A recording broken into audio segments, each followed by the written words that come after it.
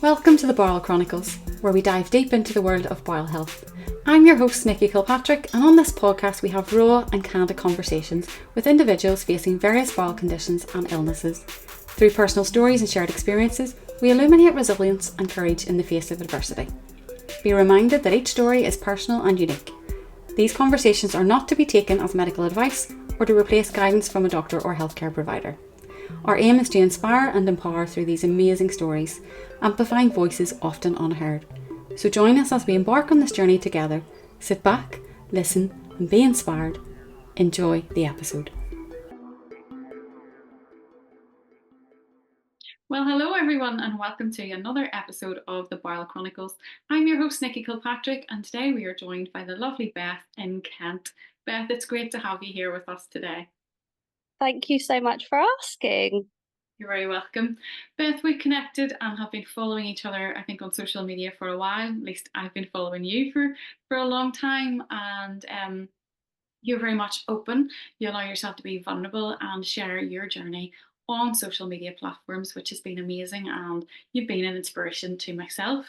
And so it's good to have you here today to share a little bit of your story. So you've been living for, I think, around the last 14 months with your ileostomy stoma surgery. And I'd love you to just take us back into how that surgery came about, what your life had been like up to that point, and then we will delve a little further into what life has been like post-surgery. Thank you very much. Hello. So, I have had my stoma since March last year, so March 2023. Now, the word stoma was actually first mentioned to me when I was 18. I'm 30 next year, so do the maths. I can't work that out in my head. But obviously, because of my age, and because there is so many other things that can be trialled first, I was referred to another hospital. So that hospital offered me biofeedback therapy, which is pelvic floor retraining, basically. And they essentially teach you how to go to the toilet. So I tried that, and that was a struggle. It didn't have the impact that we had hoped it would. So Beth, if I can just pause you there a wee second. Biofeedback therapy, I've never ever heard of that before. But Oh, what was the reason for you needing biofeedback therapy? You know, because so the word stoma had been mentioned. so I hang on a minute. So basically, I had issues with incomplete evacuation. So not only did I have really slow digestion and slow transit, I also had issues with my rectum as well, or still have issues with my rectum. So when it eventually did get to that point, it would then get stuck. Mm-hmm. So the idea of biofeedback is that they give you all of the tools you need. It's a little bit like potty training in a way. Mm-hmm. All of the tools that you need to be able to empty your bowels effectively. So quite a lot of people will really rush. Everyone goes to the toilet. They think, right, I need to go to the toilet. They'll sit on the toilet. They'll go. They'll think that they've got rid of everything, but actually quite often that's not the case. Mm-hmm. So for me, I was going to the toilet, and everything was just getting stuck. So I had various different tests to test my pelvic function, Mm-hmm. and they decided that biofeedback would be really good. I was a good person to have it. Mm-hmm. So they recommend that you sit on the toilet with a stool, like your feet on a stool. Yes. Um, with Squatty potty. Yeah, Scotty potty. They then give you exercises of how long to push for Mm-hmm. and then when to stop. And you have to try all of that for a period of however many weeks. I think I had it for several months, to be fair. Mm-hmm. And I had it twice as well. We tried it at two different hospitals. But because of the extent of the constipation and the extent of the rectocele, which I'm not going to go into that, otherwise we'll be here all day. But the thing that was getting in the way of me actually going to the toilet, Yeah. um, it just wasn't working. Mm-hmm. So we tried that for the first time, I think, in 2014, 2015. And then the second time was during COVID because I had to have it over the phone. So if you Wow. can imagine trying to Mm-hmm. have all these instructions over the phone of, right, sit on the toilet and put your feet on a stool and push for this long. It's very odd, very strange. Mm-hmm. Um, but yeah, for some people it's really effective because it's about learning how to poo. Yes. Some people just don't know how to poo properly. Mm-hmm. And a lot of the time we're busy people, we rush, and sometimes all you need is just that refresher of almost, okay, you should probably sit for this long. Don't rush, because if you rush, you won't go to the toilet properly and then you're going to have problems. It's very, very clever, but Mm-hmm. sadly for me, it wasn't effective. Okay. And so what were the next steps? What happened? And oh, you've got all this buildup inside of your rectum, and slow transit, and you can't digest food properly, and it's all gathering up in there. What was life like? How did that feel? Did you feel unwell? How did it impact you? The impaction, excuse the pun. I felt absolutely horrendous. I can't even describe to you the pain. Um, my stomach was just as solid as a rock, Mm-hmm. pretty much consistently for however many years. Um, I felt sick, I felt sluggish, I felt very tired. Um, Towards the end, I was really puffy. My feet were puffy, my face was puffy, everything was puffy. And that's just because my kidneys were not having it. My kidneys had had enough. Mm-hmm. Um, so I just felt awful. But, and please forgive me if I'm going backwards and forwards, after the first lot of biofeedback, they actually gave me an irrigation system. Mm-hmm. So I tried that for a little while, but again, the issues were that it was kind of it was blocking all the way up. So that wasn't really having a huge amount of impact either. And again, I think I got to the point where it was so uncomfortable because it was so irritated that I just gave up. Yes. And as someone who used bowel irrigation myself, it's an hour and a half out of your day pumping in water to get absolutely nothing out, maybe a pebble and nothing else, because you're so heavily impacted. It's so badly dried out because it's been in there for so long that the water can't actually get up far enough because the blockage is there.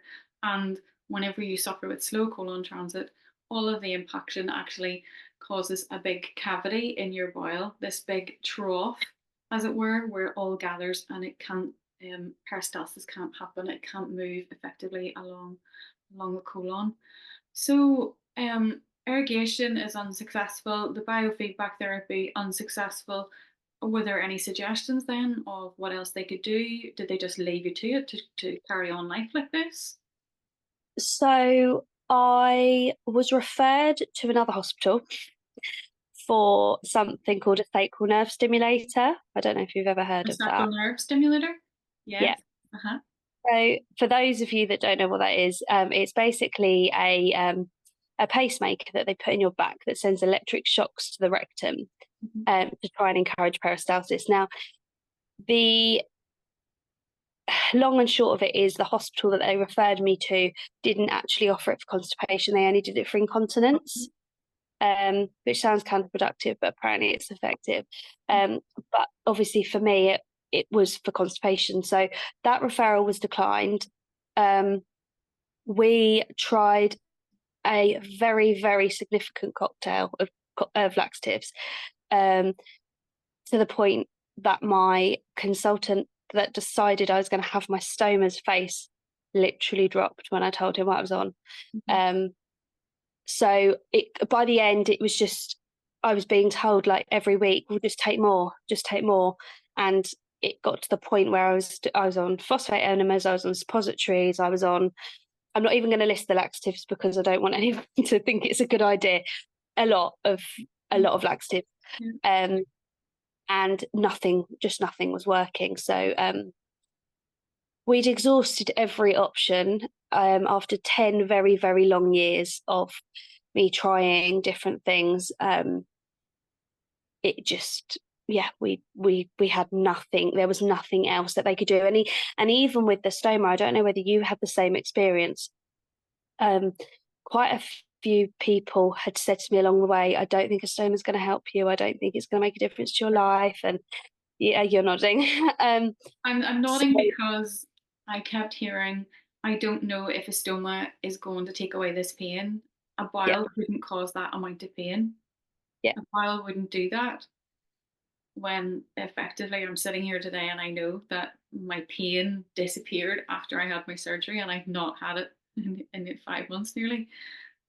yeah, So, yeah, absolutely. It is just, it's crazy. And I was in a position where I had nothing to lose because everything was just awful, and I didn't have a quality of life. Everything revolved around taking laxatives. Then I got to the point where I was like, do you know what? I want to go out, so I'm not going to take these laxatives. But then I'd be vomiting because I wasn't. So um, I just there was no kind of I had nothing to lose. yeah, yeah. What was life like for that? Because your stoma was 14 months ago. Work wise, study wise, you know, were you able to carry on with normal things in life? You're saying you wanted to go out and socialize with friends or whatever. I know I felt like I was isolated. I was cut off for 3.5, nearly 4 years. There were times where I would leave the house, but I was in excruciating pain. So I was very quick and I was home again. I couldn't eat. People stopped inviting you out because you can't eat, you can't drink. And, they don't want you to feel awkward in those environments, even though you want to be involved. They feel uncomfortable, so they stop asking you. What was it like for you? Because obviously this has been going on from you were 10 or 12 years of age. You're 29 now, 27, between 17 years of like how how had that impacted you as a young woman growing up, friendships and socializing, etc.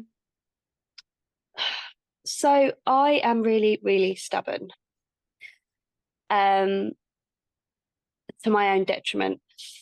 So not last year, the year before, I had 7 weeks off work because my bowel just stopped working. It was almost like I had it was really odd actually. I had a urine infection, went into retention and went on antibiotics.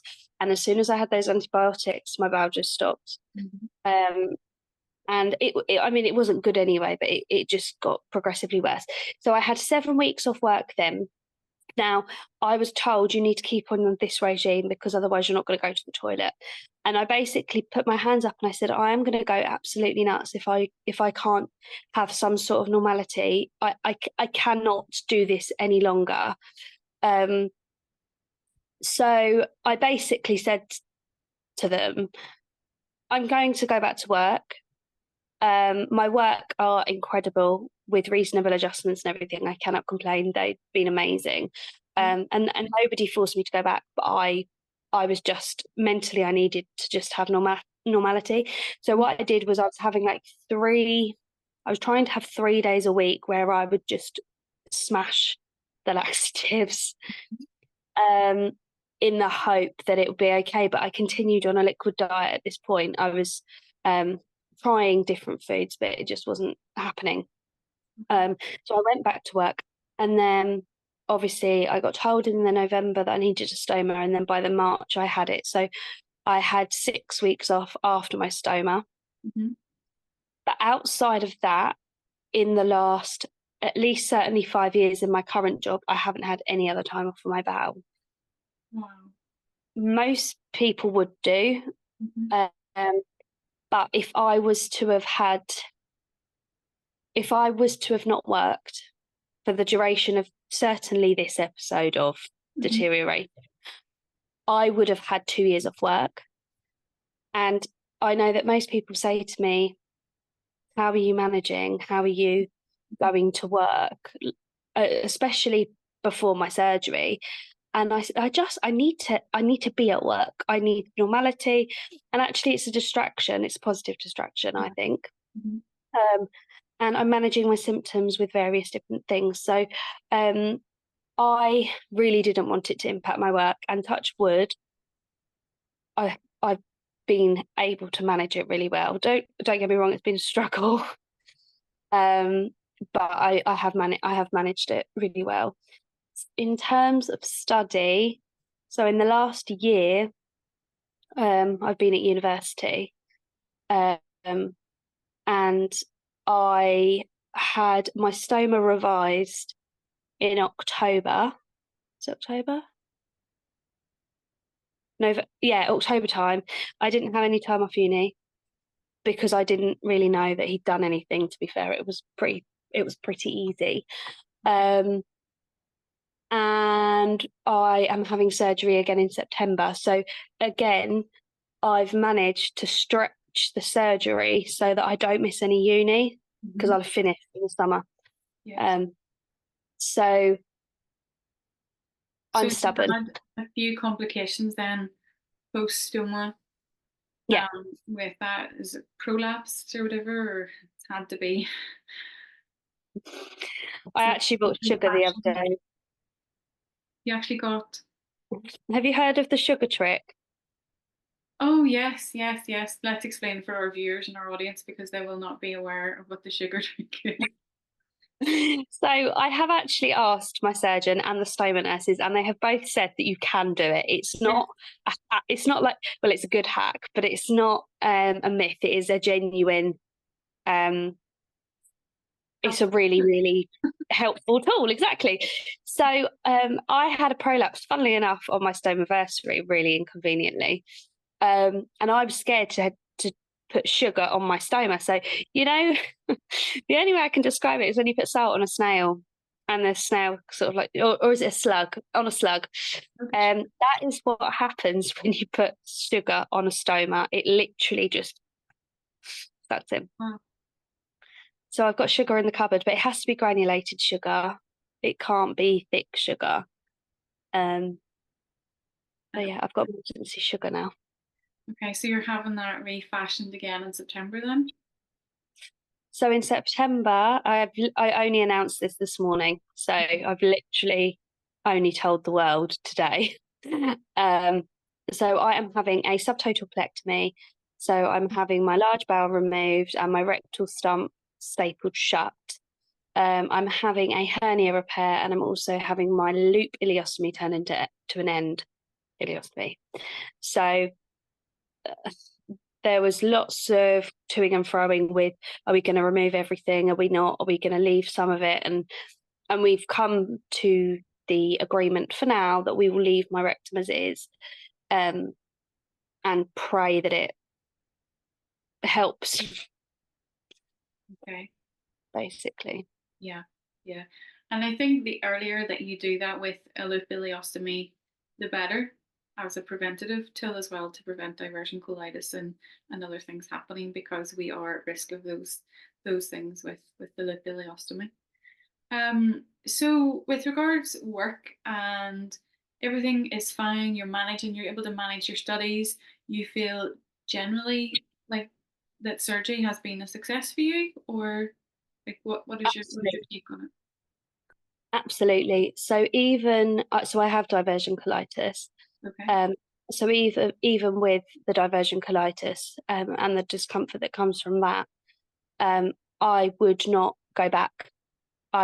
You could pay me £1 million and I would never ever, I wouldn't take it because the life that I had before was just not the same as the life that I'm living now. Since I've had my stoma, I've done pretty much everything that I have wanted to do. It hasn't stopped me from doing anything. And as hard as sometimes it does take a bit of planning. Mm-hmm. It's so worth it. I would rather have a leak in public than be in absolute agony. Yes. Because my bowel is just not having it. So yeah, I would never ever go back. I do not regret it. And even though I need my surgery, I I say I don't care. I do care because I'm absolutely terrified. But the life that I had before is just not comparable. Yeah. And I get that. I totally get that. I'm only five months post surgery, and the consultant said, "Oh, come back in another 6 months, and then we'll talk about next steps." And I'm like, "Right, okay." And he said, "Just go away, enjoy your life right now." And it's having that headspace of I know surgery is in my future again, and I'm probably okay with that until the time comes. But I need to live here. I need to be present in the moment because I've lost out in so much over the last few years, and it's about like enjoying life now with this better quality of life that we've so deserved for such a long time. If you had one golden nugget to leave with our audience or our viewers today in relation to, if they're suffering with slow colon transit or bile dysmotility, digestive issues, they can't poo, they're constipated, they're on laxatives, they've been to the hospital, they've maybe been through a period of being gaslit by doctors, whoever they've seen, um, and they need to have a little bit of hope. You have a story of hope, I have a story of hope, and there are many other stories out there that these people need to hear. So, if there was one little thing you had to leave with them today, what would it be? Don't give up. And that sounds really wishy-washy and cliche, but as I'm sure you can relate, I had to really, really fight for this. It wasn't something that was given to me on a plate. Um, and had I had it sooner, my story might have been different. Um, but I think the biggest thing, especially if you've been kind of medically gaslit or you've had people try and shut you down, is don't give up, because there will be that one person that will help you, and there'll be that one person that will be able to advocate for you. It's just that you've not met them yet. So it's really hard and it's really deflating every time you go in somewhere and they say, "Oh, but your colonoscopy was normal," or, you get told that on paper everything's fine. Well, that's great, but I still feel like this and this is happening and it shouldn't be. So yeah, if I could give one piece of advice, it would be don't give up, advocate for yourself. And if you can't advocate for yourself, ask somebody else to. Mm-hmm, mm-hmm, Um, and if you haven't met that person that's going to give you what you need, then you need to keep finding them. You need to keep looking, because one day you'll meet them and you'll think, "Oh my God, somebody's actually listening to me. Somebody actually believes me." mm-hmm.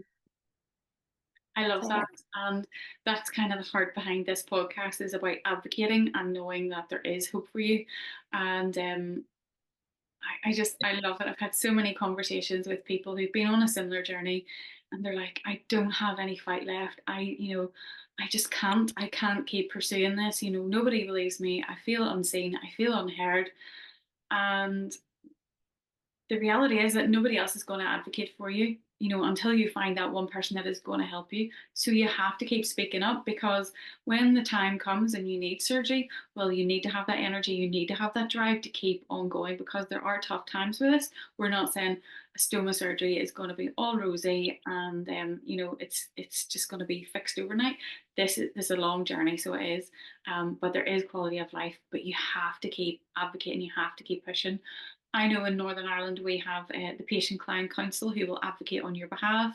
In England and other places, there are those like medical councils who will advocate on your behalf. So if you're listening today and you're like, "Oh my goodness, I've never heard of this," drop a message. I'm going to put Beth's handle on below here in the show notes. My own handle is on there. You can pop us a question on social media, get in contact, and we will help you as much we can on sharing more information with you. Beth, it's been amazing to have you here, share your story today. Thank you for being open. Thank you for being vulnerable and taking that time out of your day. The pleasure has been mine. Thank you so much. Thank you so, so much. You're welcome. And to our viewers, do tune in next week when we'll bring you another episode from the Bowel Chronicles. But for today, it's over and out.